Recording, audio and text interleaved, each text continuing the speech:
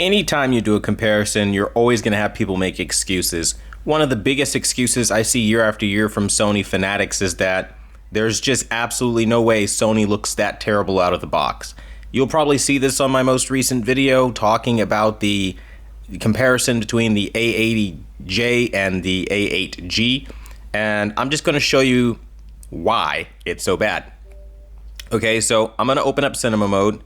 It's one of the, as some reviewers would call, preferred modes, right? You open up those picture settings, you go into light sensor, that's on by default, okay? The auto luminance level is set on by default. I don't do anything outside of just turn it on, right? Then you've got max brightness, but your contrast is at 90. There's literally no optimization happening here, right? Peak luminance is set to medium. It's not pushing the maximum brightness possible, right? Your color set to 50, expert 1, live color low, right? Your clarity options, they're pretty bare bones too. They don't max out smooth gradation or anything. Your motion processing is non-existent. They leave it on custom and 1, as if that does anything. And Cinemotion set to high. And then for your video signal, it's set to auto, which defaults to Rec 709, which, if you know anything about televisions at all, it's basically a really old color space, like 30 years old to be specific. I don't know why they keep doing this on new TVs. They need to revamp the SDR standards because the TVs are capable of more. It's really basic, but apparently there are those that really don't understand this and attack and try to make it like I did something to the TV because Sony ships it from the factory looking like poop. And they're surprised that when you go up against a TV that has been properly dialed in, there's just such a dramatic difference. But there is such a dramatic difference, as I showed. I'll show you in real time. I mean, I'm not doing anything. I mean, really, what reason? I mean, you gotta love some of these people, right? I know haters are gonna hate everybody that likes to say that. Believe me, I already know that. But, I mean, you've gotta love the moxie on some of these people. I whip a TV out of the box. I show them what the TV manufacturer did, and it's immediately my fault. I'm immediately the problem. I'm the one that shipped it from Sony's warehouse, their factory, looking like total garbage, really. That's just all me, right? Never mind the fact that if you just turned off light sensor, your brightness would improve a little bit. Never mind the fact that if you go into brightness and you change it from medium peak luminance to high peak luminance, it gets brighter. Never mind the fact that there are things that you could do to change the picture quality. I mean, it's not obviously where it needs to be, but you get the point. The point is Sony doesn't do any of that. By default, Sony not only has light sensor on, which nerfs your brightness, they also go the extra mile and lower your peak luminance to medium, and they're using, by default, a color space, Rec 709, that is so washed out and so ugly, it literally is the one made for 16 million shades of color. It's the 8-bit color standard. It's what most people are upgrading from. That's the whole reason people are excited about 1 billion shades of color. I mean, it makes no sense. It really doesn't. Because, you know, for everyone trying to say, oh, don't use the BT 2020, don't use the DCI P3, it doesn't matter on content not mastered in that. All right, look at this side by side right now. The one to the right is using BT 2020. The one to the left is using Rec 709, and you can see how that's turning out. It's turning out exactly like I told you it would. It's not pretty. It's not nice. It's just a product of what happens. So I wanted to put this out before I started the comparison because I really, really like putting those people in their place. You know the type. The one that always has a rebuttal, always has something snippy or disrespectful to say, and at the end of the day are wrong as can be. So, just wanted to set the record straight. I'm not doing anything against Sony. I don't have any vendetta against any brand. This is just the reality of whipping something out of the box. So, let's begin.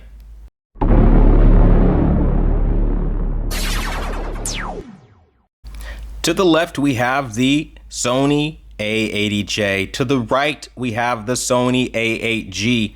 If you want to know the winner between these two, I will have to say It is a tie. There is no other way to say that. The A80J doesn't really offer so much of an upgrade over the A8G, and in fact, the A8G has excellent contrast even still in 2021, and in many cases can hit some colors that the A80J just can't hit accurately. But that doesn't mean that the Sony A80J isn't a solid image quality. It's just, it's not living up to the cognitive claims that Sony has really staked their reputation on in 2021. And it's really sad because Sony used to mean something. It used to be a quality brand. People used to really care about it. Honestly speaking, all I'm seeing is that Sony in 2021 is a really lazy brand. That's an understatement, by the way. I'm just going to put this out there. The reason why I'm being so hard on Sony is because I own a Sony, a 65-inch Sony. This video is being shot on a Sony camera. So, I mean, I can only be so biased or so hateful towards Sony. Just saying. But at the end of the day, it's just kind of like there are some things that you do need to know. And the big things are that no matter how you look at it, they're too similar to justify the purchase of this brand new cognitive processor, blah, blah, blah. The greens can be a little bit more accurate, as I see in this image. But honestly, any accuracies or inaccuracies that I have noticed immediately tips, like in this image. They go back and forth way too much. I was literally trying to find a significant difference in upgrade, and it just never happened. Honestly, in more scenes, the vibrancy of the A8G is actually more striking. It's one of those things that gets really annoying after a while, because then you really start to realize just how much of this year was actually marketing. Now, in the defense of the Sony A80J, it does have excellent skin tonality, and the image quality is pretty excellent. I'm not saying that it's not, but I'm also saying that if you already own an A8G or an A9G or something comparable, there is no real reason to upgrade because Sony wants to say that it's the world's first cognitive television. The reality is that cognitive claim holds like no weight whatsoever.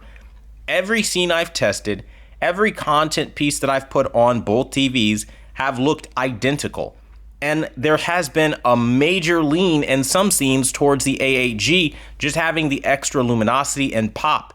It's the weirdest thing because you would think when they come out and make claims like the world's first cognitive TV, they would knock everything we've ever seen on its ass, and it doesn't happen. It's one of the things that really upset me because it's very clear that in an age of social media influencers and marketers, affiliate marketers, and so many dishonest people just covering for Sony, it is a product of the times, I guess. But I don't know, man. I'm not okay with it. And so I'm going to, again, update this information and put more honesty out on the internet so that people know, hey, listen, Sony doesn't mean what it used to mean years ago. They're riding their name and they're riding it into the ground. Now, to be fair, again, the picture does look nice. Skin tones like now are better. That's one of the big advantages and upgrades. But if all they did was fix skin tones, I mean, dude, just buy an older model. I mean, really, is it that serious to you? Like, really, is it? I don't know. Like, reds are better because you can dial that stuff in. Greens, reds, and skin tones are better. I mean, maybe, I don't know. We could call it maybe primaries, but we're nitpicking. We're nitpicking so much. And that's the thing here.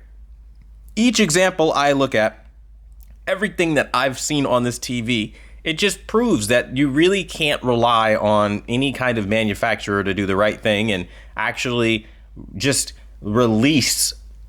Well, I'm not being fair here. I can't say you can't rely on any manufacturer. I haven't seen all the TVs this year. But what I will say is you can't rely on Sony and some of the biggest manufacturers to do the right thing year after year and give you an upgrade that matches the amount of money that you've paid. And what I can say is after everything that I've seen out of Sony this year, not only am I thoroughly unimpressed, but I'm just kind of like, I've already got that though. Now, if you don't have it, you've never seen a Sony OLED, you've never seen this level of image quality, of course it's going to knock you on your ass, it's going to blow you away and your mind, but, you know, also, I don't know if you can see it, but I've already got this on an older model, and if you could just find the older model, you're probably better off doing that, especially since you have more features on the older model that you don't have on the newer one. But either way, I wanted to kind of give this information out so that you guys have it and you guys know what the deal is. Between the Sony A8G and the Sony A80J, I'm going to call it as a tie because that's honestly what it is. And that's just kind of where we're going to have to leave this. But that being said, I want to thank you guys so much for watching the #1 brand in honesty. Let me know what you guys want to see next. And until the next video, I'll see you guys later.